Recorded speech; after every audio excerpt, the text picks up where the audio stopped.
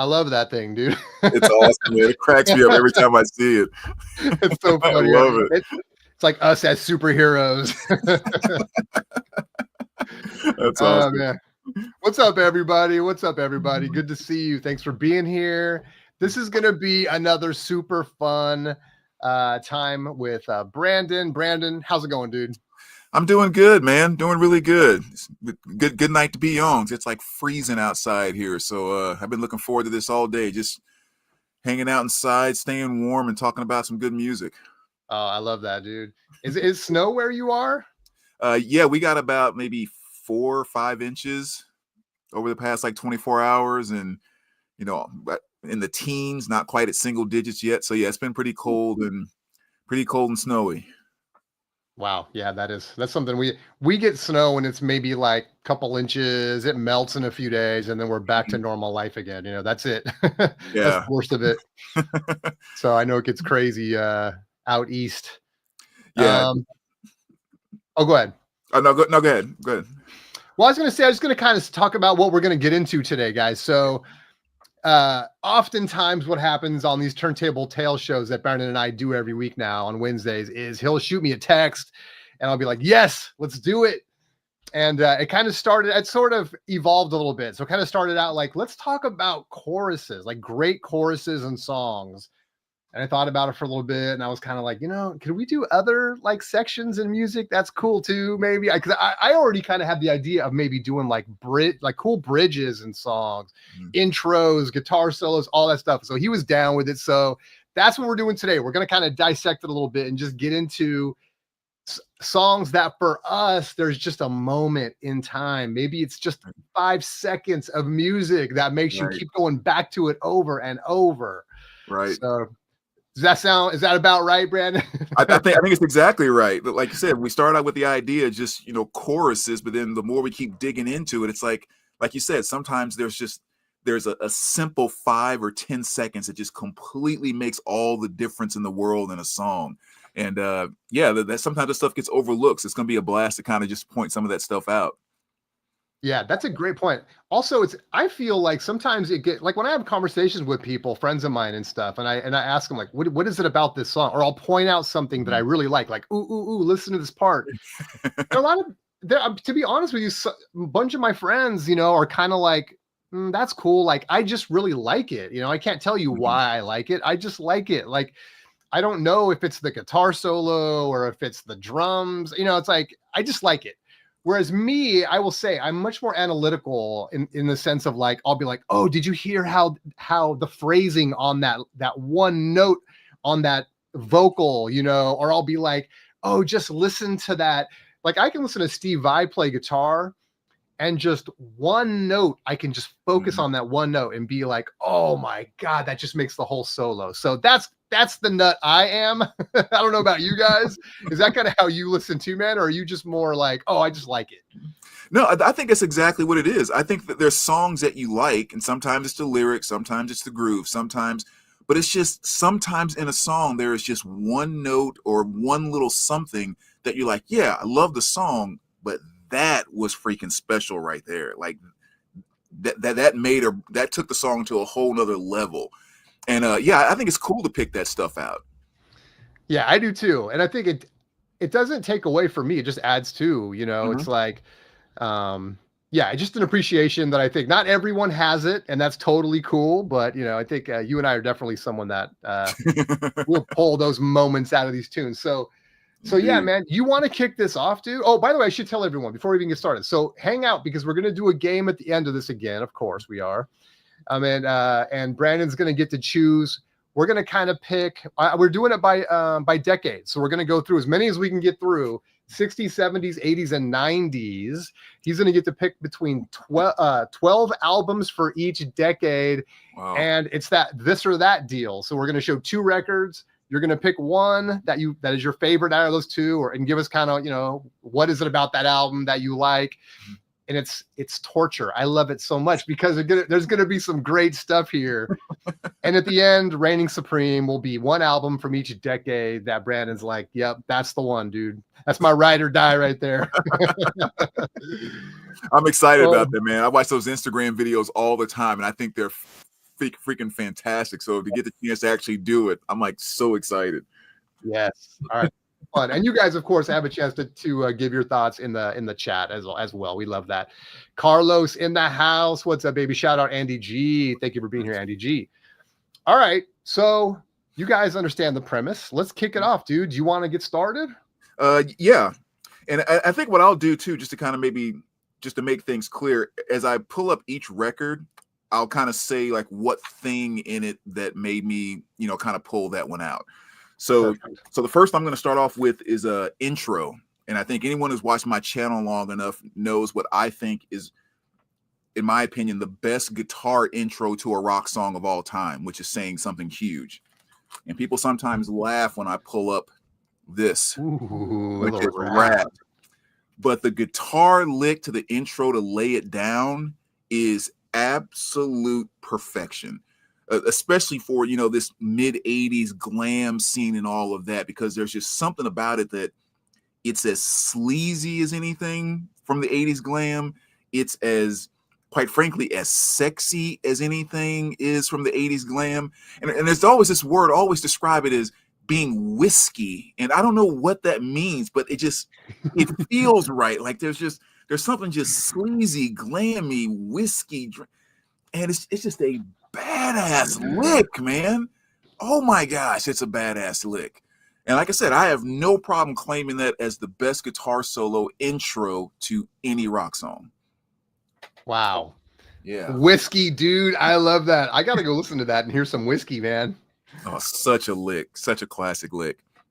I think I'm going to mess up the title. Is it called Out of the Cellar? Is that their other record, or is it Into the Cellar? I forget, but Out of the Cellar. Yeah. I said this is Invasion of Privacy. Yeah. That's great, dude. I got to familiarize myself with that one because I definitely love Out of the Cellar, man. I spin that one all the time. Yeah. I mean, Lay It Down, You're in Love. I mean, some great stuff on this album. But yeah. Very killer cool, lick. dude. Very cool. What's your first one? So I picked some records that I've been wanting to actually make a video around the bridge in music, because part of it is like when I finally discovered what a bridge was, I got all excited about it. I was kind of like, oh, that's cool. Like that's that moment in that song that kind of, connects two parts and is a little different from the rest of the song. And not every song has them. In fact, in today's age, most songs don't have a bridge. And Rick Beato interviews Sting. I guess they talked maybe last year or something. It's a great interview. And they talk about one of the great bridges in a Police song, and that it's kind of a lost art that a lot of people aren't doing it. And Sting really kind of gets into why the bridge is important in that tune. So that kind of got me thinking like, oh yeah, I need to go listen to some music and find some cool bridges. Okay. So what I want to kick off with is Hall & Oates, and this has the song Private Eyes on it. Oh yeah. This is a compilation, right? This is Rock and Soul Part 1, but I love this because I'm being honest, like as much as I love the greatest hits of Hall & Oates, I'm not as interested in their other stuff. It's just me.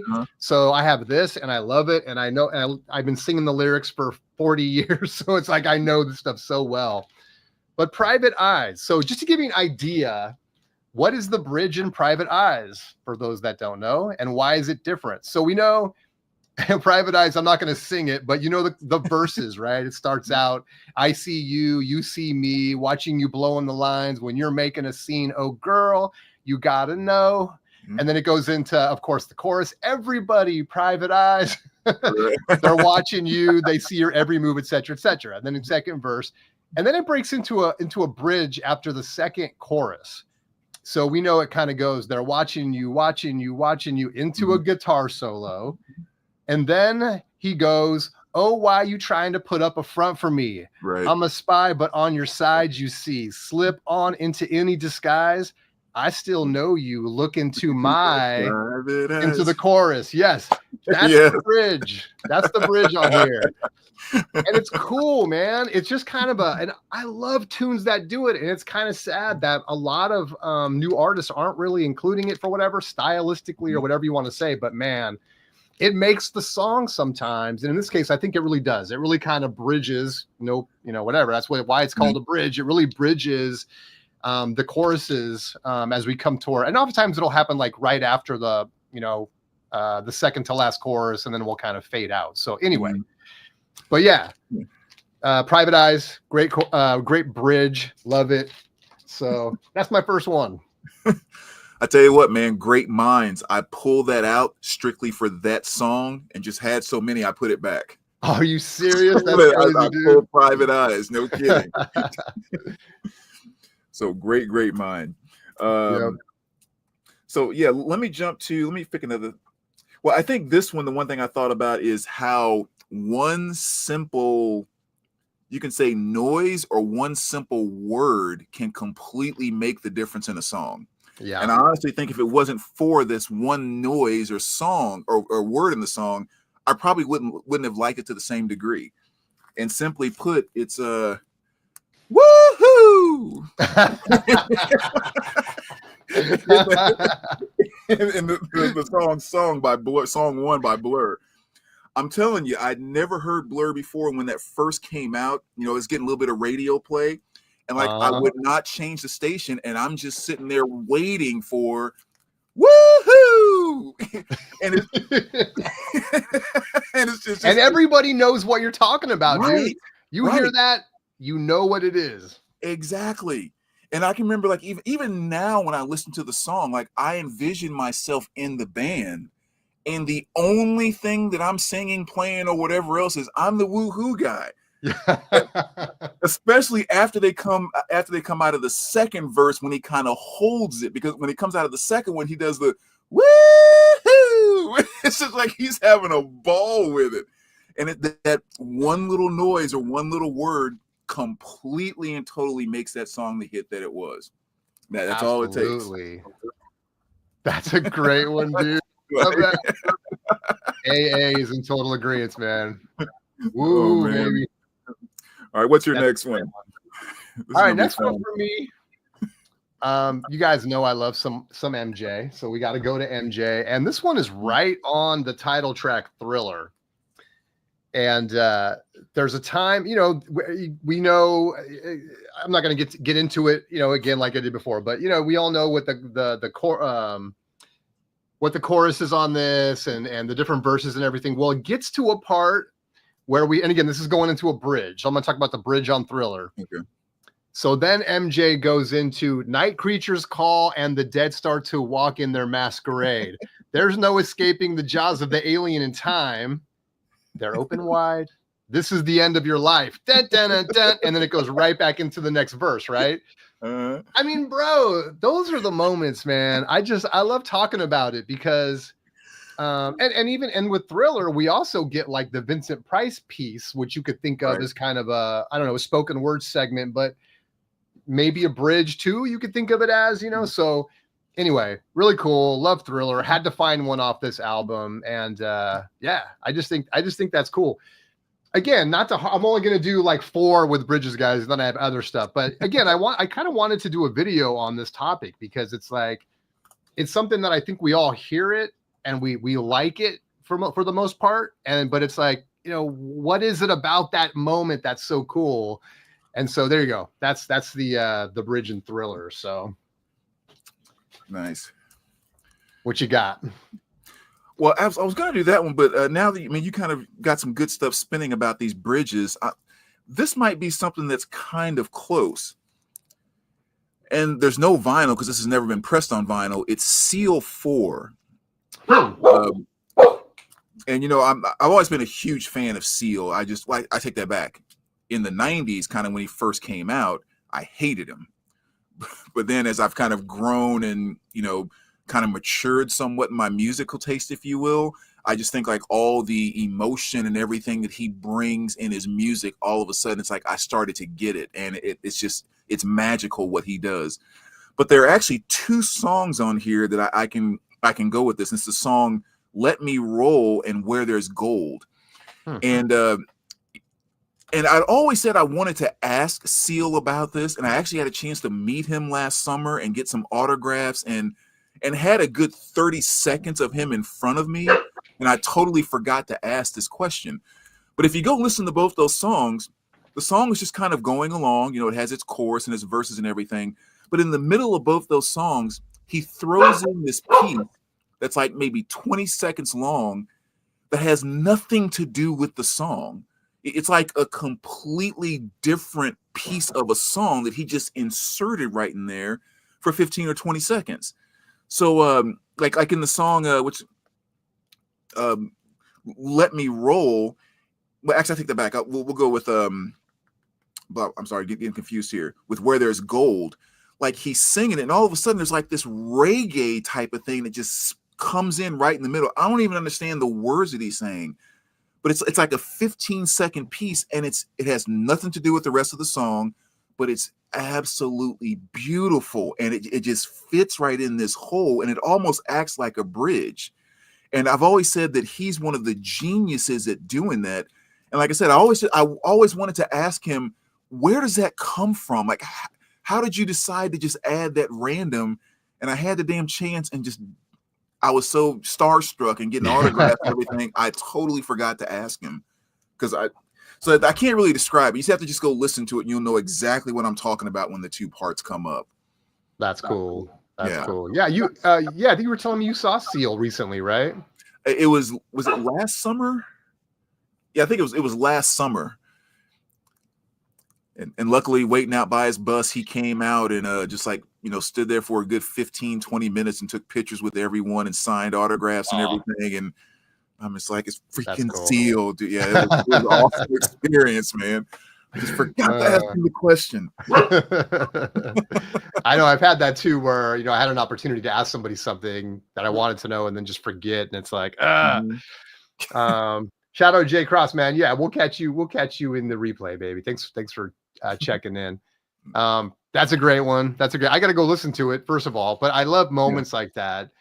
Oftentimes there don't have to be lyrics either. Like it can be a guitar solo or just a shift in whatever tempo or key that'll kind of bridge too. But I picked all with solos. I mean with vocals. So yeah. So another one.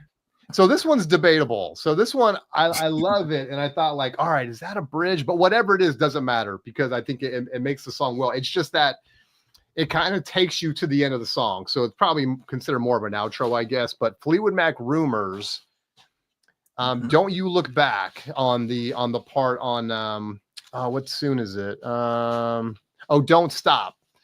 So on Don't Stop, what is it? Don't stop thinking about tomorrow. Don't stop. It'll soon be here. And then there comes a part like toward the end where they're going, don't you look back, and the guitar's playing and stuff. And just kind of whatever. It's kind of, don't you look back. God, I hate this because now I'm having to like, you have to sing. I know, man. What the hell, I hate dude? That too. But think of the outro on this, man. I think it's just great, dude. I love Don't Stop. I mean, it's got this album, dude. The guitars, I mean, the vocals, everything are so great. But I love that kind of outro in Don't Stop, where they're kind of going, don't you look back, and kind of taking you to the end. So yeah, for me, I mean, I could have picked a lot off of this record, but that's a really cool moment. This has got You Make Lovin' Fun. I Don't Want to Know. I think I Don't Want to Know is one of my favorite tunes on here. It's so cool. So, but anyway, the bridge / outro on Don't Stop. That's my third pick. Yeah, Fleetwood Mac has a lot of them. Like you said, there's so many of them. All right, my next pick. This is one that I actually picked because I thought this was really interesting. This is one where everybody knows the song. Everybody's heard this a million times, but it's very interesting that I think some people have never picked out this piece of the song. And I'll kind of explain where I got that information from, if you will. But we're going with Bruce Springsteen, of course, born in the USA. Everybody knows this song. And everybody, whether you liked it or not, at some point in time got sick of listening to Dancing in the Dark, right? Like, I don't want to see the video one more time. I don't want to see Courtney one more time. Just completely got played out. But I was watching the video on YouTube one time, and I actually put this comment about this part. After the second verse, You know, I guess it's kind of the bridge when he goes into the, you know, can't start a fire without a spark. This gun's for hire. Oh, You right. Yeah. right? He says that after the first verse. He Yeah. says after the second verse. But after the second verse, he puts one more line after that, where he says, right after he says that, he says, can't start a fire, worrying about your little world falling apart. Okay. And the way he drops the notes on falling apart, it's just beautiful as hell. And I was, again, when I talk about people maybe not noticing it, is I was watching one of those videos on YouTube, and I put that comment on there, like at whatever minute it was, man, the way he delivers this line is just amazing. And there were all of these comments that came down below, like, I've never paid attention to that. That was awesome. I've been listening to this song since I was 16. I never. So like all these people saying they had never paid attention to that part. And as soon as I pointed it out, they were like, that is freaking awesome. That is amazing. Yeah. And that's like you said, some people just listen to music differently. Right. But it's just such a beautiful way that he delivered that. And again, I can't sing worth a damn, so I'm not going to do it. But you can go back and listen to the songs and just hear the way he rolled those notes right off of each other. And it's like, you freaking nailed it, Bruce. And the other thing with that song too, I mean, again, it got played out so much, you know, it's poppy, it's dancey, it's so 80s and everything.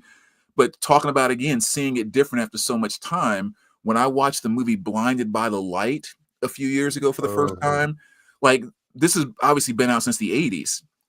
But in Blinded by the Light, when this song is playing, he's standing in front of a mirror, and the lyrics are being written as Bruce is singing them.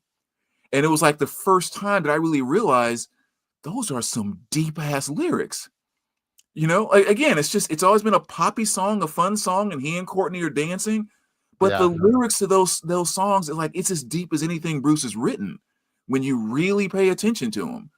So there's always just something kind of new to dig up, man.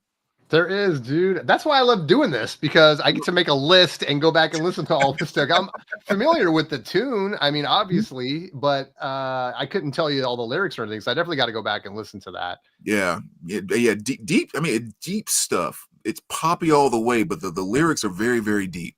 Yeah. Good stuff. I feel like we could do a whole episode just on lyrics, man. Because now you got me thinking about so much stuff, like so much of the stuff that the Grateful Dead did. You know, the lyrics, and just, you know, a lot of you can go in all kinds of directions with that. So that's really cool, man. I love that one. Thanks. What's your next one, man? All right, so my next one is gonna be, so I guess I'm on the last one where I'm gonna pick a bridge, guys. So don't worry, we're gonna move on. But I was talking about how Rick Beato interviewed Sting, and they talked about this bridge specifically, and it's the kind of put the bug in my ear. And obviously it's the Police, it's on Synchronicity, and it's Every Breath You Take. Cool. And one of the, just, you know, I'm sure it gets singled out by academics just as having such a great bridge and just being such a fantastic song. We all know, you know, Every Breath You Take, and the chorus and the verses and all that. But then he gets into, we get kind of a key change, and he goes into, since you gone, I've been lost without a trace. I dream at night, I can only see your face. I look around, but it's you I can't replace. I feel so cold, I long for your embrace. I keep crying, baby, baby, please. Yeah. And then it takes us into a little instrumental and stuff. And the way he describes it really is kind of like, look, you kind of start a song out where it's like gloomy, and, you know, it's like so lonely or whatever. It's like, you know, I'm lonely and my girlfriend broke up with me, you know, all this bad stuff. But then the bridge offers a little glimmer of hope, maybe, or maybe a little different sort of perspective by the character, you know, whoever it is that this song's about. And I just thought that was really cool to kind of get that perspective on it. So yeah, man, love that tune. Obviously always have. And it's always been stuck out to me as a great moment. It was fun to hear Sting talk about it and kind of be reminded of it. So yeah, that's a great moment in that song. Another great pick, man. Another great one. All right, I picked a bunch here, so I'm just going to kind of randomly figure out the ones I'm actually going to use. The next one I'll go here with is kind of like when there's a moment in a song that's kind of very unexpected. Maybe it catches you off guard, and it's something that you almost have to rewind because, like, I wasn't ready for that kind of thing. Yeah. And I think one of those best moments, we can go with my boy Bill Withers. Ooh. This is off his album Just As I Am. One of the many just awesome albums that Bill did. Of course, this one has the song Ain't No Sunshine on here, which is fantastic. But the song that I'm talking about is the very last track on the album, which is Better Off Dead, which is also kind of cool that it is the very last track on the album. Because basically, much like you were just talking about with Sting, it's a dude that's like, I've messed up my home life and everything's just going wrong and my woman's leaving me. And so like the whole idea about the chorus and everything is like, I'm better off dead than alone, because he's just going through all this hurt. And so like when he gets down towards the end of the song, he's still singing it and he goes into just like the regular next chorus. But then instead of saying better off dead than alone, he says, but I'm better off dead. And you hear a gunshot. And then the album just stops. And you're just like, what?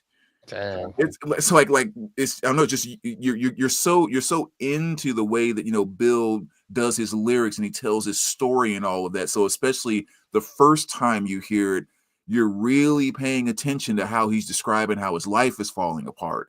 So when all of a sudden that gunshot just rings out and the music, the album, and everything stops, and you're like, geez, you feel that. Wow.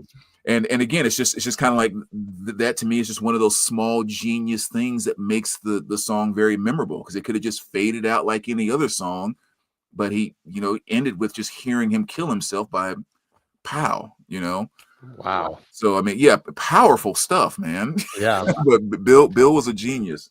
But that's definitely a moment that stands out that makes that song a lot better than it actually is. It's a good song that made it a great and absolutely memorable song. Oh, that's interesting, dude. I'm gonna have to check that out, man. I see your point. Yeah, I can see that, right? It's like all of a sudden it wakes you up and you're like, okay, I was actually just listening to Genius. Right. Wow. Yeah. Interesting. Mm-hmm. All right, what are you going to do next? So I thought I was going to be able to play you guys intros, but as it turns out, I'm just going to play a couple, almost like name that tune, but unfortunately, we can't make the connection with the audio. But I do want to I want to shout out some songs that I love the 80s. I think Brandon loves the 80s. That's kind of our decade. Look, I was born in the early 70s, grew up as a teenager in the 80s, and so it is what it is. Mm-hmm.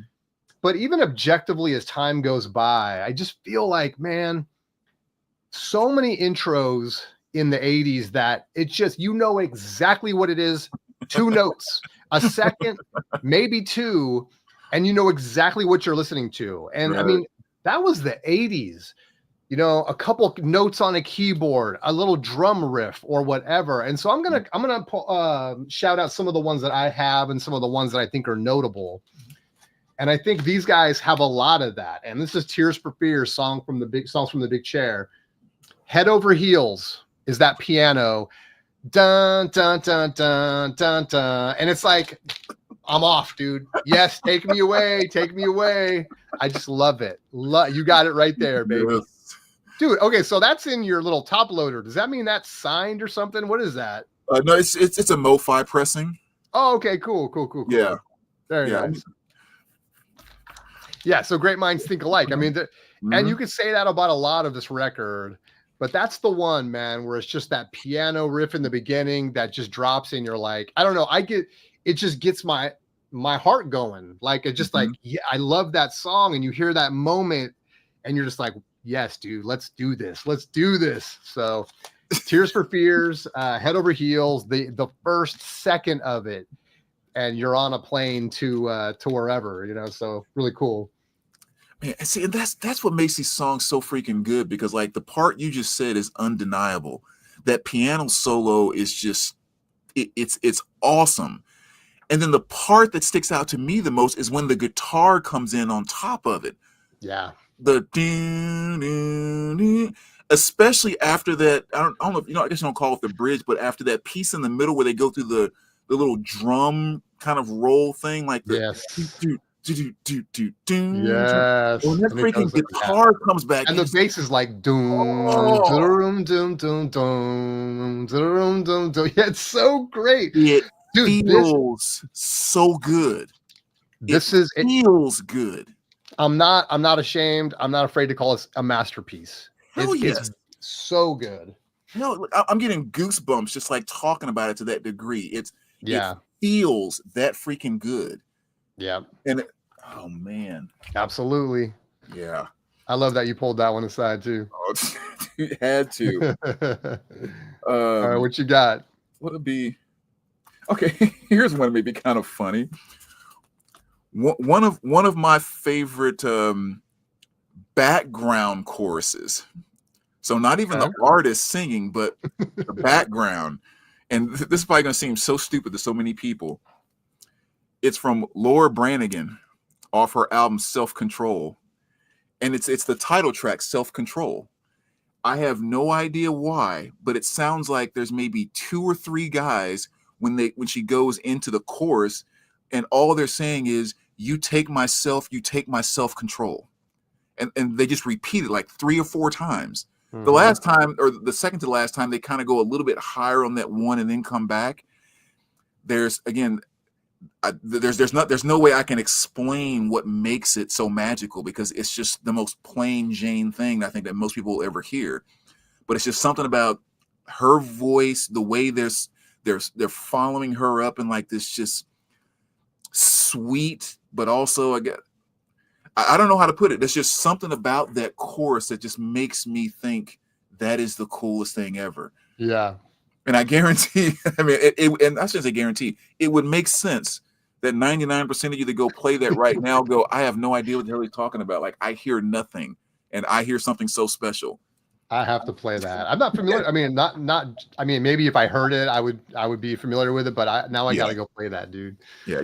That's cool. I love that.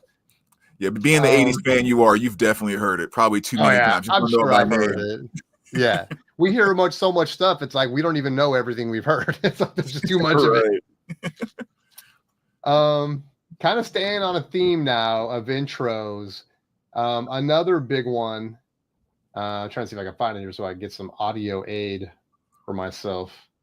Refresh my memory. So Blinded by Science. So I know what it is. Thomas Dolby, Blinded by Science. And it's that keyboard synth at the very beginning. Dun, dun, dun, dun, dun, dun. And it goes in.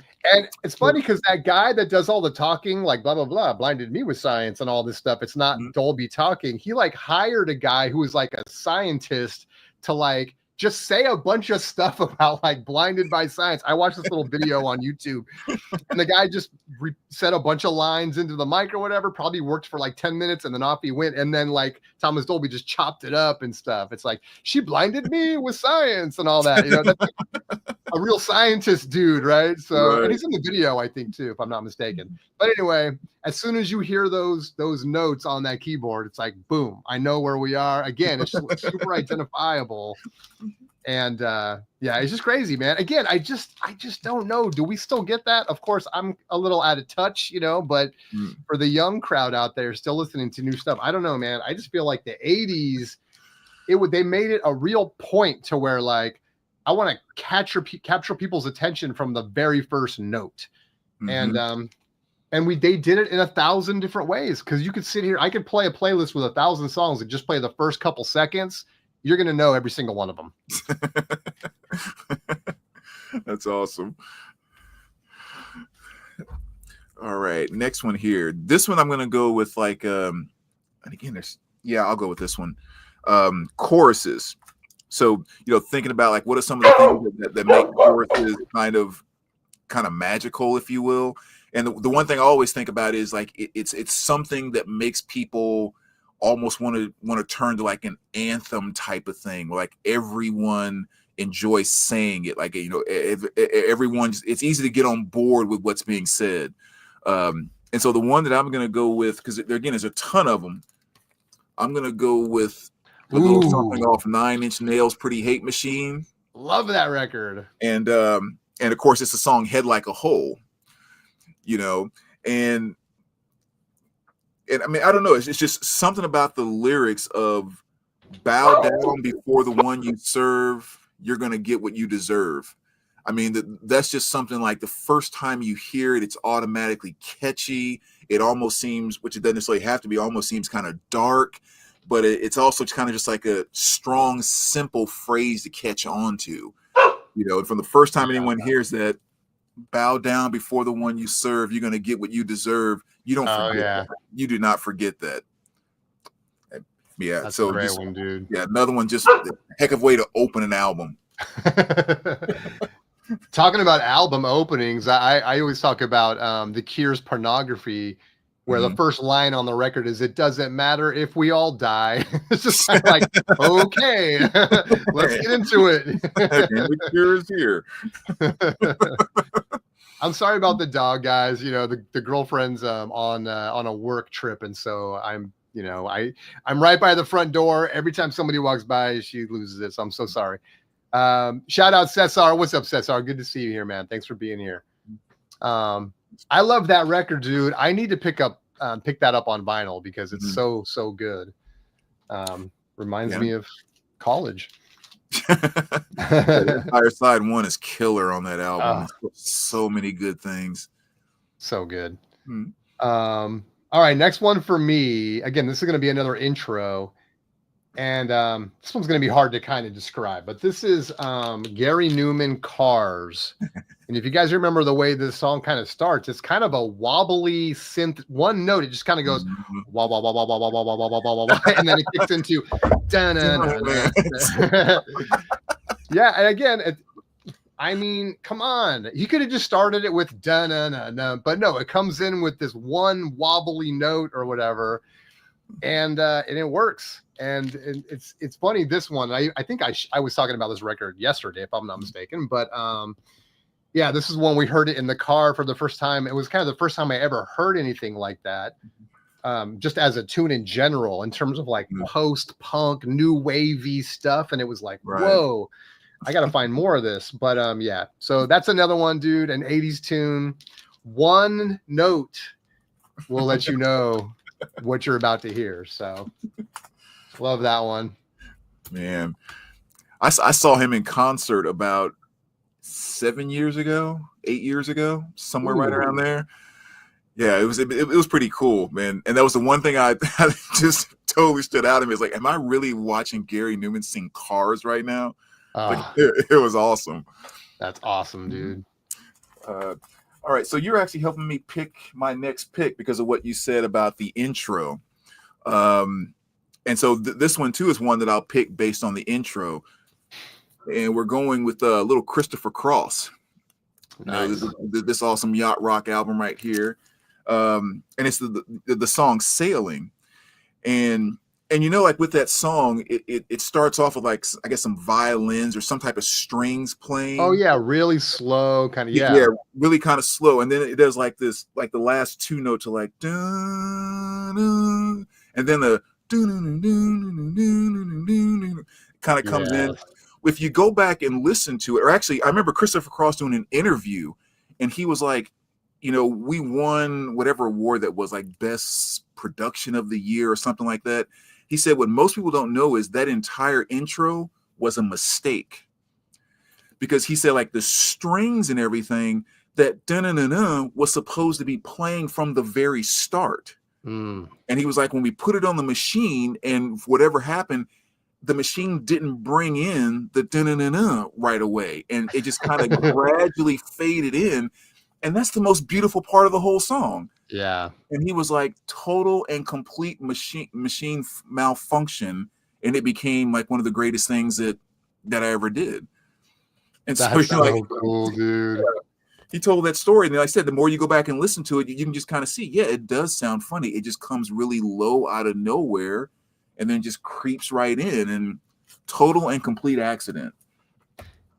You hear stories like that, and it definitely feels like there was more of that kind of thing. And I could be wrong. Again, I'm not trying to sound biased, but it seems like there was more of that thing in the analog world when it wasn't so easy to just like, hit the delete button or like cut something with your mouse, right? It was like, we're talking about real tape. We're talking about, only having so many tracks to play with and stuff. And you'd hear stories like that about how like, things were just discoveries The Mhm. tape was playing fast or whatever, or the tape was, we played it backwards somehow, or whatever it was, Right. like weird things that happen that become like essential parts of a tune. So that's a great little call out right there. Yeah. And I'm like, you're talking about it, so it's just making me think, just like really quick. I think it was a Steven Tyler talking about like sweet emotions, that particular song. You know that machine, like where you move your hands, I guess, and it makes different noises depending on kind of where you Yeah, put it. I think it's called a theremin. Yeah. Yes, something like that. He was using some type of thing like that, and he broke it, and you could hear the break on the album, but you never realized that that's what it was. Right. And then he's like, some of like the little maraca type of things that you hear. He was like, that was me with sugar packets. Oh yeah, I saw that. Yeah. Yeah, and then you go back and listen to it, and you're like, I be damn. It's like, are you kidding me? Yes, That's all great. kind of cool stuff like There's that. tons of stories like that. I think there's Yeah. one where Sting like fell against a piano or something, and you hear like a dirt, but it's like it's not mic'd, but you hear it in the background sort of on one of their, like at the beginning of one of their tunes, and you think like, oh, that just sounds like someone in the studio, just like, you know, but you don't think Yeah, about the story behind it, like someone right. tripped and like That's fell on the piano, and that's how that noise happened. So yeah, that's a yeah. cool. Also, the Christopher Cross thing, I want to say, and you guys are gonna have to fact check me on this, but I want to say that Rick Beato was talking about that too, and he talks about how that has the best guitar solo that you never hear because somehow it gets buried in the mix, and that Christopher Cross plays a killer shredding guitar solo on that no one really knows. Like, what? He's a great guitar soloist or player or whatever. It gets really buried in the mix. So maybe search for that. I'm pretty sure I'm right on that. That Rick Beato talks about it. He might have even interviewed Christopher Cross, but I thought, wow, that's really interesting. And so he has a way to like separate all the tracks out, you know, on his computer, and he plays the solo, and you're like, wow, that is awesome. Is So it under the piano solo? yeah, I'm not sure the details. It might be. Yeah, I'm gonna go back and listen to it after this. Now that you pointed that out, Yeah, check I that can see if I out. can hear it. Yeah. Yeah, It's just all that stuff is just so cool, man. There's a million stories like that. yeah. Um, Another All right. album I love, another one that has a bunch of very identifiable intros, and that's kind of what I'm doing here, is like you hear 1 or 2 seconds and you know where you're at. And this one's got really like 3 for me. And this is In Excess's Kick. A classic 80s album, of course. 3 big tunes on here, lots of big tunes, but the 3 that kind of stand out to me are going to be New Sensation, Need You Tonight, and Never Tear Us Apart. So Never Tear Us Apart is kind of like the string section. It kind of like just like all you hear is like the violins. It's just kind of jun, you know, as it, and in fact, it kind of gets into that during the chorus and stuff. Need You Tonight is a very specific drum lick where it's like dun dun dun dun dun, dun, and you can hear like the Stuart Copeland from The Police does it a lot, where he taps the stick on the edge, the rim of the, I looked it up. It's like a rim click or something. And it's like just tapping it on there. It's on this intro, and you hear it. It starts out, Need You Tonight. And when you hear that, you're like, okay, I know where we are. And the New Sensation is the guitar. So these are all different kinds of intros, but super identifiable. You know, going into, if you guys remember New Sensation, the guitar riff that goes into that. So I wanted to call that out because great tunes, again, super identifiable intros, but also very different, each and every one, from strings to drums to guitar. And so how people would kill to get one intro to be that identifiable, and they just do it over and over, man. So anyway, had to shout out In Excess. Yeah. And the irony that the record label offered them $1 million to go back and re-record that album, because when they heard it, they were like, really? They were like, this, I guess it didn't seem right for the time. Which stuff like Mediate and everything, that wasn't exactly what was popping like that in the 80s. It was all synth and everything else. Right. And they were like, nope, this thing is fine just the way it is. Well, Mediate comes right out of Need You Tonight, right? So you hear that song, and it's that drum I'm talking about, and then that plays into Mediate, and it's the same drum click again. So if you were just to hear the first 2 seconds of Need You Tonight and Mediate, you just think you're listening to the same song. Yep. But I love that. The music video is classic too for Mediate, Right. dude. I freaking love that tune. Yeah. So glad they didn't re-record it. So Andy's chiming in on by the way, TS, sorry I missed your comment. Gary Newman is awesome. You got our Agreed. full endorsement on that. Andy, Beato's video about CC is titled The Greatest Guitar Solo You Can't Hear. Yeah. Watch that video because he increases the volume of the solo. You can hear it. Yes. Thanks, Andy. Yeah, so there you go. I was pretty close. All right. Gosh. Okay, let's switch it up a little bit here. I'm gonna go with to the hip hop side of things with a little Wild and Loose by Oaktown 357. And Nice. if you're not familiar with these three ladies, they were basically originally like MC Hammer's I shouldn't say original. They were with him the whole time, but they were three of his backup dancers or whatever. And so when they kind of, when he kind of separated them out to do a couple albums by themselves, this was their first one, again, called Wild and Loose. And they had a song on here called Yeah, Yeah, Yeah. That's the name of the song. And the thing that makes that one so special, it's the most average type of hip hop song at the time. I mean, they're not like the best rappers in the world or anything like that. But it does this really cool thing where they put a siren over top of the song. Oh, I remember you telling me about this one. Yes, just like a cop siren, the same way you would hear maybe like a fire truck coming down the street. It's not set to the beat of the song. It's not set to the rhythm. It just goes off and stops, goes off, and like a normal siren, and it sets that song off. I have no idea why or how. Well, I guess for the same reason they used it, but it makes that song the coolest thing in the world. And I remember when I saw him in concert, the first concert I ever saw was MC Hammer when I was in like 8th grade. Oh, really? Yeah, that was my first concert ever. And Oaktown opened for him. And sure enough, like they're doing all their songs. And when that song comes on, it starts with 2 beats, like electric beats, where it's like, dun, dun. And so when the song starts, all you get is the dun, dun, woo, dun, dun. And it's like, oh my goodness. And then it's just the whole drop, the dun dun dun dun dun dun dun dun dun dun, and it's like you're right into it. And you're just like, heck yeah, this is so awesome, man. I need some of that in my life. I need some siren in my life, man. I gotta check that out. Man. It'll take any moment to the next level. That's epic, dude. I mean, just imagine, like, what if your girlfriend was like already in bed and you were getting ready to go to sleep and you walked up and just kind of walked in the room.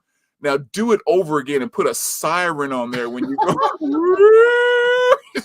Be like, oh shit! It makes everything better. That's awesome, dude. Oh my god, it so works. I gotta hear that. So works, but yeah, that's the. I always forget MC Hammer was a Bay Area guy. Yeah, I think he lived in Tracy, California, if I'm not mistaken. I used to live out there. And at the time when I'm in a past life, I was married and we had a pool servicing company and knew other people that serviced pools. And I'm going to confuse the story all up, but I didn't live at Tracy at the time, but I lived outside, across town in a place called Brentwood, but we knew people in Tracy. Anyway, we knew someone that serviced MC Hammer's swimming pool.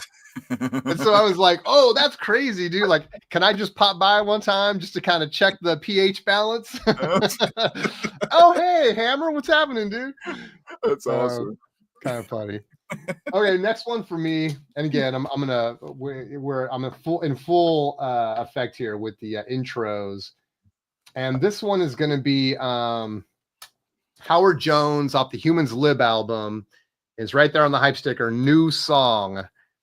And that's the one, this is a song for all my friends, ba ba ba ba and stuff. And it just it has a little keyboard that starts it out. Do do do do do do do do do do do do do do. Okay, I know I'm doing this bad. I was gonna try to play it for you guys, but it's not working.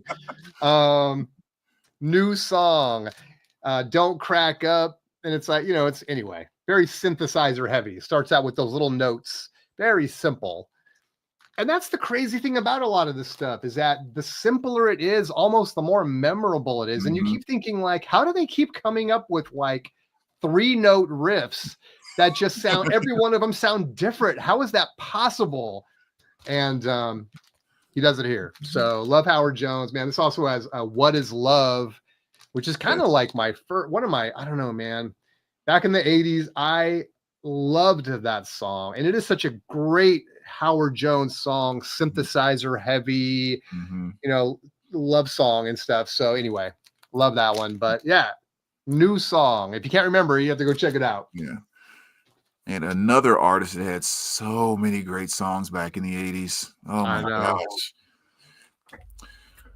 All right. So the next I'm going to pick here, again, one of those moments just kind of takes over a song that's already great. And then something happens where it's like you live for this moment in the song every single time.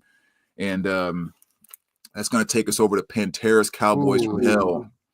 And again, a number of different songs you can pick off of this one. Like you could pick the intro for the title track, Cowboys to Hell. But I'm actually going to go with the breakdown at the end of Domination. Oh my goodness. I mean, that song already starts off with just like, as hard as it starts, you would never think, and I mean, how as hard as it starts and carries on, you would never think that somehow it could get more brutal or like more. But when they go into that simple breakdown at the end of the dun-dun-dun, dun-dun-dun, dun-dun-dun, dun-dun-dun, dun-dun-dun, and you're just like, these dudes are straight beast mode, man. I mean, just yeah, Pantera was just a whole different beast. Yeah. And so for anybody that is not familiar with that, again, Domination, just make sure you get to the end because the last 30 seconds to a minute will just absolutely blow your mind. I gotta familiarize myself with that. That's one that's kind of off my radar, man. So I gotta check out some Pantera for sure. Good to know. You might be getting some VCLT in the mail. Oh, come on now. That, man. Oh, by the way, thank you, dude. I don't know if I shouldn't say this on camera, but I actually did an unboxing yesterday of what you sent me. And it really nice. spun me like into the whole topic that I did for that first hour. And I want to appreciate just how like thoughtful it was. Cause I was telling people like, you know, like Brandon just knows me. We talked enough, we vibe enough and stuff. He's gonna send me stuff that's gonna be curated. He's gonna know as soon as I see that album cover that it's gonna some memories are gonna get triggered and stuff, and that's exactly what happened. So thank you, brother. Appreciate Absolutely. that. Absolutely. Perfect Prescription. New song sounds a lot like Salisbury Hill. Another great one, right? Peter That's Gabriel. A good one. Yeah. That's a really good one. So this is my last one, and then we'll let I don't know. Do you have any more, Brandon, after this or? I got like 20 of them sitting down here. I couldn't stop pulling stuff. Yeah, well, feel free, do as many as you want, and then we'll roll into this game, guys. We're gonna do a little bit of this or that. I don't know, pop something. I don't know. Well, I'll kind of talk about why I picked the records I did, but it's gonna be go by decade, and of course, we want you guys to chime in the chat and play along. So last one I have is gonna be and again, I'm trying to refresh my memory. I got a little list here. The songs I was going to play for you, but I couldn't get it to work. Okay, now which one is it on here?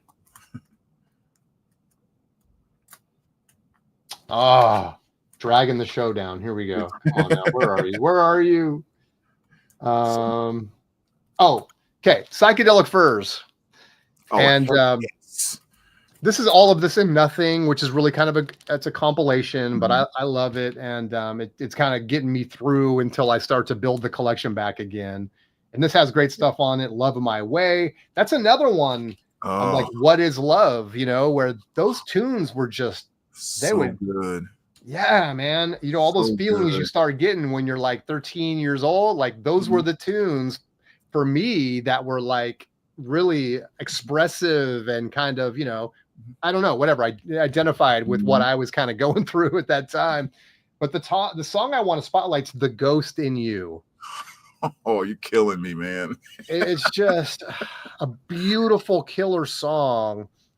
What's great about psychedelic furs, man, is I hear psychedelic furs in a lot of bands. When you start to listen to a lot of stuff from that time, I was hearing psychedelic furs, and I forget what I was listening to, but the guitars and stuff are very unique, and you'll hear that music in a lot of things you listen to. The Ghost in You starts out. It sounds like a pipe organ almost. It's very breathy, kind of a keyboard. Do do do do do do do do do. You know what I mean? And so it just starts out. And again, how do they do it? It just takes a few notes, and you know where you're going with it. So, Psychedelic Fur is an underrated band. Yes, fantastic stuff from these guys all over the place. And as a matter of fact, the lead singer, who I'm not that familiar with the details of the band to know the names, the lead singer from Psychedelic Furs helped out Martin Gore on the last Depeche Mode album. I think they were going to do something like a solo, or they were going to just do a thing with them. And Martin Gore said, why don't you just help me with the Depeche Mode record, and we'll just make them Depeche Mode songs? And that's what happened. So again, fact check me, but I'm pretty sure it was the Psychedelic Furs guy, who's also an artist. He's a painter now. I don't even think he's really performing anymore. But anyway, you can hear his style kind of all over the last Depeche Mode album. So there you go, Psychedelic Furs, man, great stuff. The Ghost in You, the first few notes, and you're off. Man, and see, you're doing it again. Like you pick something so freaking amazing where that intro is absolutely just fantastic, and we haven't even gotten to the freaking chorus. Yeah. Like him on top of whatever they're singing in that background, it's almost like that they're both so beautiful. You don't know which one you want to sing. Right. Do I want to sing lead, or I want to sing the background, because both of them are just nailing it. Inside You, the time moves, and something like that, and then like the Ghost in You. Yeah, so good, man. Damn beautiful. Yeah. Telling you. This is why we love this stuff, guys. Right. I'm just gonna do two quick ones then to kind of call it out. The rest of them I can kind of skip over. Okay. But because I can do these really quick. First I'm gonna go with is Neil Young, Live Rust. Nice. And it's a Hey Hey My Into the Black, which that's kind of the slower acousticy version, as opposed to the rocky version, which is the Out of the Blue. But the thing I want to point out about that one again is like something that makes it so magical. I mean, automatically it is a great song, like one of my favorite songs by Neil, excuse me. But it is that harmonica solo that he uses to take out the song, and it just fades. While like that harmonica solo, it's overwhelming chills to me every single time that I hear it. And that's one I have to mention about just an absolute special moment in a song that is physically almost overwhelming. And the very last one, going back to how just one line can make a difference, going with Sex Pistols, Never Mind the Bollocks here, of course. There you go. And it's the song God Save the Queen. And it's after they're in the second verse, the line where he says, oh God save history. The way that he says that, and then the guitar lick comes in right after, I have to rewind that like 15 times if it ever comes up on shuffle, I'm ever spinning it. Because it's just something so cool about the way he does the and God save history. It's like, hell yeah, that's perfect. It is perfect. And because for the longest time, I had no idea what he was saying. I just never went and looked at the lyrics. Yeah. I just liked the way those syllables rolled off, and it was just it was Rotten's attitude. It was just that Johnny Rotten attitude type of thing. Then I was like, Johnny Rotten, dude. He had it even then. He's it's like he was fully formed with the Sex Pistols, and then he went on and just did masterpieces in Pill, Public Image, and it's the same kind of his vocal style, which no one else has. Love it or hate it is just so unique, man. Yeah. So that's one that always sticks out to me. How that one sentence takes that song to a whole different level for me. Yeah, I love that, dude. Music in the House is talking about If You Were Here from the Thompson Twins. Yes, man, and that's from 16 Candles, I 16 think, Candles. right? Yeah, that's a great one. And Psychedelic Furs, Ghosts in You have similar vibes, both great chill songs. Yeah, absolutely. In fact, I mean, If You Were Here, golly, man. Yeah, I was getting ready to start talking about it. That's So just yeah, go ahead. Well, no, I was just gonna say real quick, is he's talking about those are both very chill songs. Absolutely. I would almost pick If You Were Here as even more chill. It's more even more sensitive somehow. It's more Yes. ghosty and breathy and just oh god, it's so good. Yeah, man, I love that part. Like right after the first line where he goes, "If you were here, I could deceive you," and then you hear that, dun, dun, dun. Like it's just like, if you were here, you would believe, and then it kind of goes into the next line. I don't know what it is, but he kind of goes up. It's a masterpiece. The 80s were. I mean, I'm sure, like everybody, when you grow up in the 60s, you think the 60s are the best. When you grow up in the 70s, but we're actually right. The freaking 80s just had a magic to them. Yeah, I don't know. It was just such a feel good decade. It was a decade that was based on being colorful, fun, like all of the negativity hadn't come to the surface in pop culture yet. I mean, there's always negative stuff going on in society, but it was just be colorful, be fun, be catchy, catch the vibes of this synth thing that just makes you feel in such different ways. I mean, it was the last pure fun, fantastic decade. It felt like the one decade where like there was no boundaries, you know, and if all you have to do is go watch MTV, you can watch Duran Duran hanging off a boat with like tiger painted women. You could watch Cyndi Lauper, you know, doing her thing and dancing around. You could watch, you know, MJ. Yes, there you go. You could watch MJ walking on a light up the ground and the Thriller. I'm not going to do it, but I could just go on forever. Yeah. Everyone had their own style. There was so many different kinds of music, and it didn't matter if it was B-52s, was different from Devo, was different from Human League, was different from, and of course, I can say that having heard that stuff a million times. Maybe someone just hearing it would say like, "Oh, it all sounds the same," which is what my dad used to say. I'd be like, "Are you kidding?" He's like, "The Cure is never gonna last." I'm like, "Okay, here we are, 2025." But yeah, I don't know, man. It was such a playground. It was such a fun time to be there. Yes. You and your parachute pants, or your hammer pants, and me and my parachute pants and my white glove. It was a special time. This wasn't supposed to be an 80s show, but of course it's gonna end. It's gonna go there. So good. Well, what do you say, man? You want to do a little game? Yeah, man. Let's go. Let's do this. All right, this is going to be fun, guys. And of course, please play along. Please share your picks. You guys, maybe you've seen this before. I don't know if I've done that. I've done this on like Surface Noise on Thursdays. And I got to find the right tab to share here. There it is. Boom. Boo Traders, Vinyl Business, the 1980s was the last decade of innocence. Yes. Speaking our language. Yes. No computers or phones to keep people from each other. Yes. Yes. And when you did see a computer, it was in Weird Science and they were making chicks with it. Yeah, that was, we didn't know. It was like, wow, could you actually do that? So here we go, guys. So this is going to be, we're just going to do one genre at a time, I figured. And of course, we will get to the 80s. And, you know, I just tried to pick records that are just high quality. You know, a lot of these are going to be common records that everyone's kind of heard of. These aren't going to be deep cuts. It's going to leave stuff off that people are going to be like, why didn't you include this? They always do.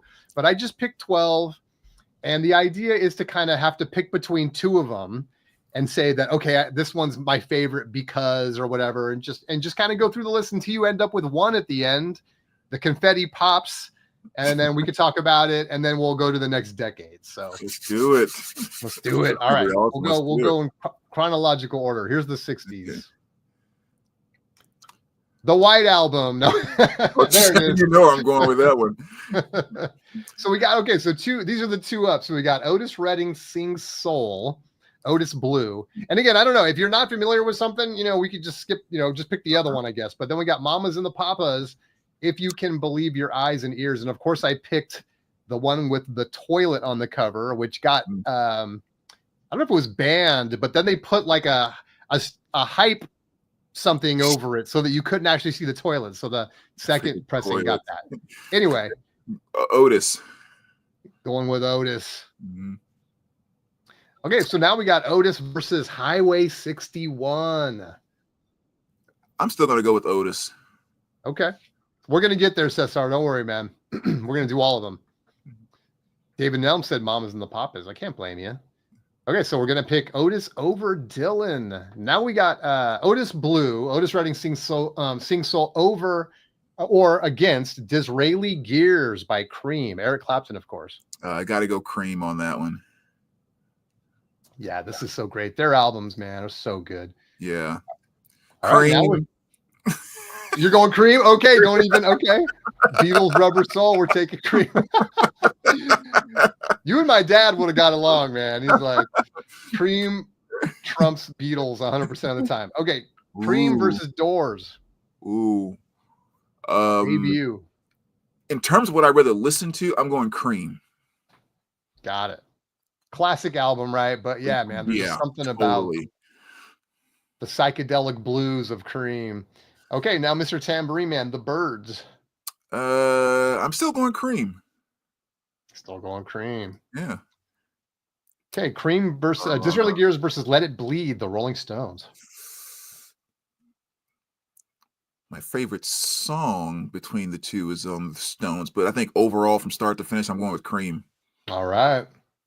I like it. I like it. Andy G was picking Stones. Brandon is sticking with Cream. Oh, Cream. Cream. Okay. Don't even. Cream. Is that because you don't like Pets? Oh, that's right. You. That's right. I forgot about that. You're not a Pet Sounds guy. Yeah, I'm the anti-Beach Boys. That's right. I ain't gonna say anti. I mean, I'm a basic greatest hits Beach Boys. I don't see that album as the greatness that I know it is in the music world. I don't get it. Yeah, I gotcha. That's why that one was so easy for you. Right. David Nelms is torture right now. He's all like, how can I pick between those two? I know, it's so hard. All right, going Cream. Okay, now we got Revolver. We had Rubber Soul, now we got Revolver. This do anything for you? Nope, still going Cream. Still going Cream. Yep. Come on, load up. There we go. Simon and Garfunkel, Bridge Over Troubled Water. Still going Cream. All right, still going Cream. We got to be getting close. Ooh, Velvet Underground and Nico. Ooh. Or Cream. Food Trader, Cream over Beach Boys always. I'm gonna stick with Cream still. All right, still doing Cream. And that's it. So it's Cream. The 60s album. Now everyone go spin Cream, Disraeli Gears, man. Such a great album. Yeah, I mean, that classic. I mean, just the rock that it was with Clapton and what he was doing, what they were doing at the time. I mean, Cream is just fantastic. Jack Bruce, Ginger Baker, Power Trio, just great stuff. Yeah. All right, there we go. 60s, guys. Nice. A little Cream action. Let's jump into 70s. That's fun. Yeah, let's get to the. Oh, geez, really? Ooh, already. Bob Marley, Catch a Fire versus Rumors. Man, you come out swinging. That's what I like about. I mean, it's hard to deny Rumors. I mean, Bob is the absolute man. But let's go Rumors. Going Rumors. Okay. That's actually stressful. Ooh, there's another one. So Ziggy Stardust. Little David Bowie versus Rumors. Again, individual songs I like more on Bowie, but album from front to back, I'm going Rumors. David Nels, Boot Traders, and Andy all agree with you on the first Fleetwood Mac pick, but now we got some Bowie love. But you're going with Rumors, okay? Yeah, I would make that pick as well too. Yeah. I mean, there is no wrong pick with that. Ooh, there's your boy Springsteen, Born to Run. I'm still going Rumors. Okay. Yeah. Rumors versus Steely Dan Asia. So a little pagan. Whew. I'll still go rumors. Rumors. Rumors or Blue, Joni Mitchell. I'm still going rumors. As amazing as Blue is.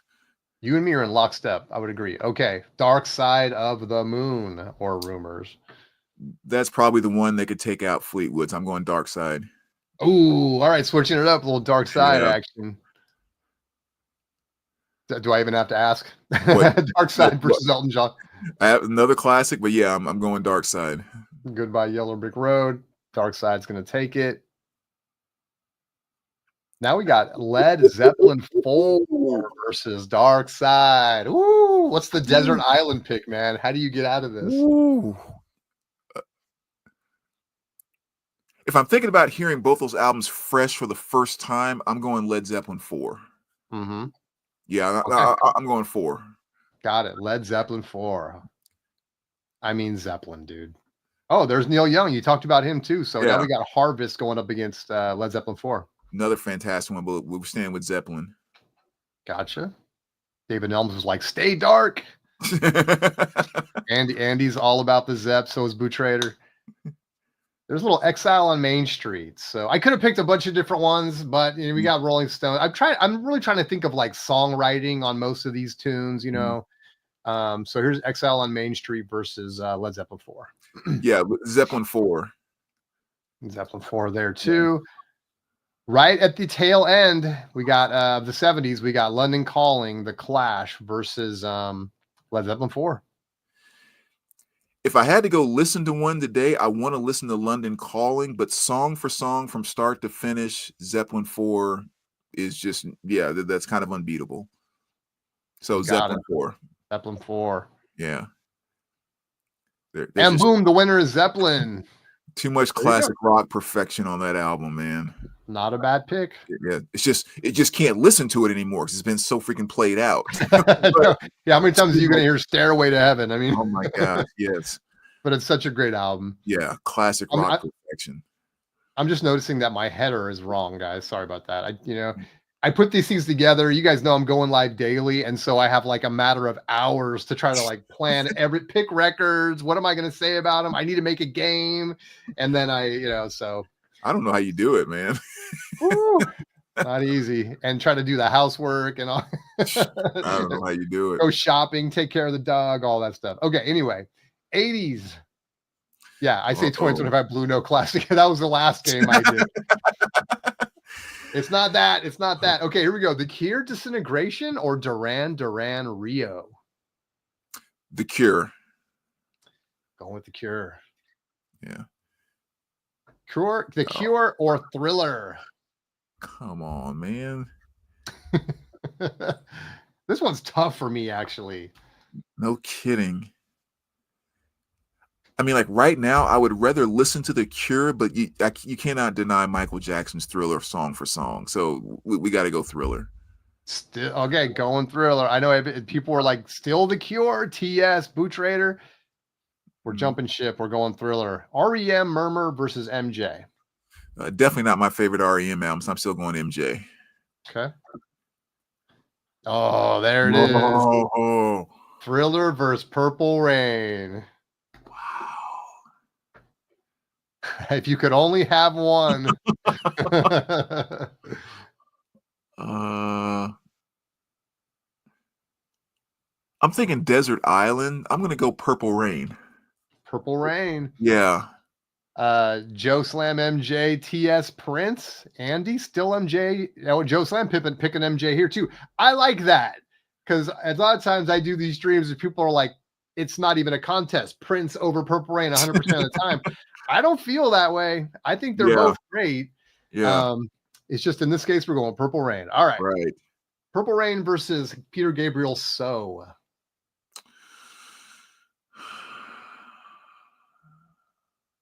Purple Rain.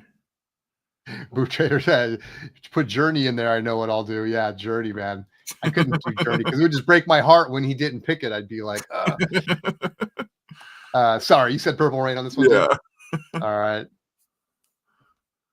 And then now we got Purple Rain versus the Police Synchronicity. I know there's a lot of Police. They're all great, but Yeah, another great battle, but yeah, just another great the one. Purple Rain. Purple Rain. Oh, does Talking Heads Remain in Light have any chance of toppling Purple Rain here? I don't think so. Okay. I don't think so. T.S. Foley, Purple Rain is a perfect album. You're not lying. Oh, see, there it is. Tears for Fears. We just talked about how genius it is, but can it stand up to Purple Rain? Songs from the Big Chair versus Purple Rain.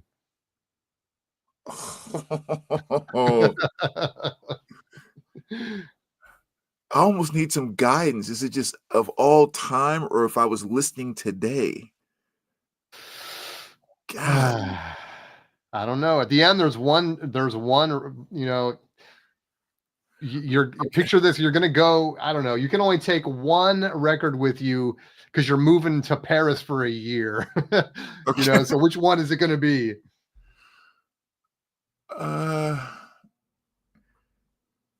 Tears for Fears. Oh, I love it. Tears for Fears. Like I said, if I'm going to Paris for a year, that's what I'm going to be spending more than. And now U2 Joshua Tree. U2 Joshua Tree, where the streets have no name. Yeah, I'm going to say Tears for Fears on this one. Sticking with Tears for Fears. Yeah. Okay, Tears for Fears. If Arnaldo was here, I think, well, this might be a tough one for him. I think he likes Tears for Fears too, but a little Queen is Dead, the Smiths. Yes, that's a great Smiths, but I'm still going Tears for Fears. Still going. Tears for Fears. Whitney Houston debut. Or I think that's her first record, right? Yeah. You Give Good Love, man. I just can't listen to that without getting choked up. And Tears for Fears. Yeah, I mean, great singles on Whitney, but yeah, going Tears for Fears. Tears for Fears. We got to be getting close. There it is. Tears for Fears taking the 80s. Wow. Beating out Thriller and Purple Rain, dude. I love it. Holy cow. That sounds weird to even say. I know. Who knew? Boot Trader's Vinyl Business says Prince was a great guitar player. Yes. In fact, a lot of people would say, like, that's the understatement of a lifetime. Yes. He was incredible. Great everything player. Yeah.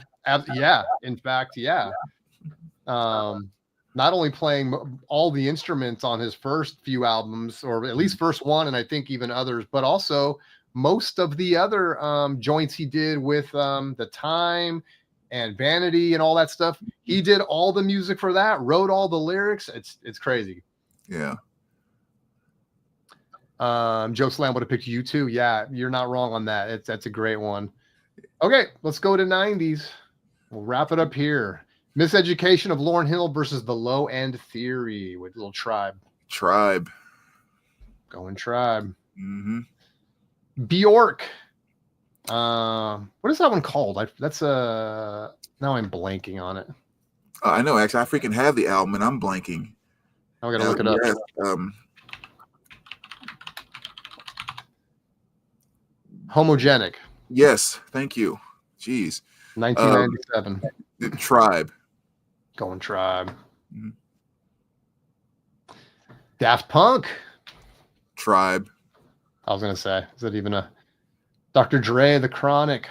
Ooh. Versus Low End Theory.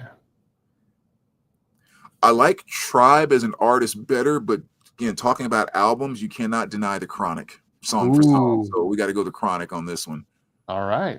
Going Chronic, Dr. Dre. Chronic or Dookie, Green Day? Chronic. Going Chronic. Nirvana, In Utero, or The Chronic? Chronic. Going Chronic. Mm-hmm. No Doubt, Tragic Kingdom.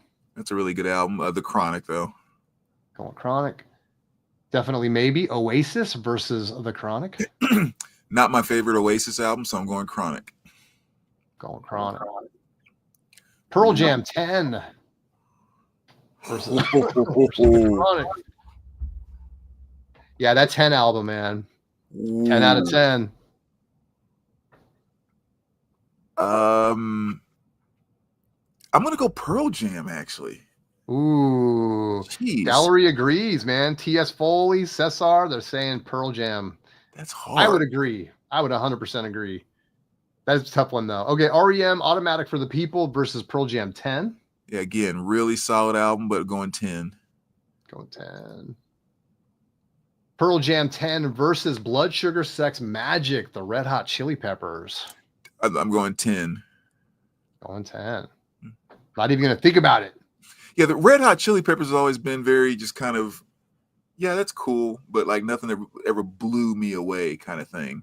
Gotcha. But so there we go. Pearl Jam, man. Good stuff. Feel comfortable with that. Yeah, I can live with this record. I think I probably have played this as if I was on a desert island. I've listened to it so much. It's such a good one. Yeah, it's a classic. Well, there you go. Another fun game there, man. Thanks for playing. Yeah, we gotta do that more often, man. That's a blast. I like those. Cool. Yeah, I try to come up with different stuff. Yesterday we did Would You Rather. It's always fun to do that one because I can pass the link on to people in the chat and they can play along, and there's a leaderboard and everything. So that's fun. Right. We might get into that one on Friday. We'll see, guys. Well, dang, dude, as always, it's like, this is my favorite time of the week. It's like being able to talk about this stuff. Yeah, man. That's the memory lane, man. It's just walking down memory lane. I mean, I think it's one of the cool things about the vinyl community is like, we're always talking about records and showing records that we have and all of that. And sometimes just to get back to talking about just the cool stuff inside the music, that's just that's good stuff. Always have a blast doing it. Yeah, we could dissect it 100 ways. I think Brandon and I just come up with reasons to talk about 80s music. Right. That's be like what it is. We talk about how what was it? Gangster rap killed hip hop. Yeah, we can talk about hip hop. Here it's like, what makes a great song? Yes, we can talk about 80. It's like, so maybe we'll try to switch it up. Probably not. Yeah, I was say we won't. I was going to say we won't. Yeah, it's a good question, Boot Trader. To be honest with you, if I had more time, I would have had something where we could look at the 4 picks and pick, one from those 4. Do you remember what you had? So you had Tears for Fears in the 80s. Yeah, Pearl Jam. Led Zeppelin 4 for the 70s. Yeah. And I don't remember the 60s. Is there one that stands out to you out of all those? Cream, I think it was. Oh, right, Cream. Yeah. Yeah. So Cream, Pearl Jam. Tears for Fears. Yeah, again, I would say song for song from start to finish. I mean, I would say Led Zeppelin 4 still the kind of the ultimate. That's the ultimate album. 4. Yeah. Great pick. Yeah. The last one I would go to listen to out of those 3 right now. Really? Yeah. Yeah, it's so overplayed. It's hard to go back and listen to it. But if you could go back and hear Rock and Roll for the first time and hear When the Levee Breaks for the first time and hear Stairway for the first time, I mean, good gracious. Right. I wish there was a way to do it. That's what it's all about. Led Zeppelin for me, says Boot Trader 2. Dude, so, I mean, when it comes to Led Zeppelin, like, I didn't grow up with Zeppelin, to be honest with you. I'd hear whatever I would hear through the zeitgeist of the music world or whatever. But about maybe 15 years ago, I was just sitting around and I'm like, you know what? That's a problem. I need to listen to Zeppelin. And so I was working and I said, I just did a playlist of every album back to back to back to back to back. And I literally sat there for however long it took, 5 hours or whatever, listened to every single album chronologically, every tune. And of course I recognized half the music because I'd heard it all. I just never was, if you'd asked me, I wouldn't have said like, yeah, Led Zeppelin's awesome or whatever. Immediately after the last song plays, I dial up my dad and he picks up and I go, I think Led Zeppelin's the greatest rock band of all time. And it's just, how do you deny that? They're just so consistent. They're so great.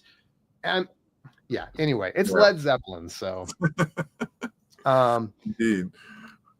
Let's see. Cesar wants to know 10 versus Nevermind. That's easy for me just because I'm not a big, I'm way more Pearl Jam fan than oh my God, why am I spacing? Nirvana fan. Yeah. So yeah, 10 for me, 100 times out of 100. I mean, I probably say the same thing too. I mean, I think like at the time when I think about stuff like Smells Like Teen Spirit and stuff like that, I think that was more magical for bringing grunge in. But I would rather listen to Pearl Jam much more than listen to Nirvana. Yeah. Nevermind's basically turned into Led Zeppelin 4. I have a hard time ever trying to listen to it. I can't. Got you. It's been played out. Yeah. All right. Well, thanks so much. I hate to sign off. I'm having too much fun, but we got to get everyone to bed. And Brandon, we did it again, man. Thanks so much. Always a great time, man. Such a blast. Total blast. Guys, thanks for being here. Super fun. Appreciate it. It's always more fun with you guys here. Yeah, appreciate you guys. Yeah, sharing your thoughts in the chat and everything. And if you're watching this after the fact, try to catch us live. I'm going live now every day, except Fridays at 8 p.m. Central. Fridays are 6 p.m. Central because I do an hour. I take you right up to the Jazz Bums. And check me out. Oh, yeah, tomorrow. Actually, tomorrow's the A side. So tomorrow's my one day off. So you guys will see Chance and the boys doing Surface Noise tomorrow, and then I'll be back on Friday. So Cesar says never mind for him, but he agrees 10 is a great album. Yeah, absolutely. Whatever, you can't go wrong. You know, whatever your vibe is, it's like they're both great. All right, guys. We'll see you guys next time. Have a good one, guys.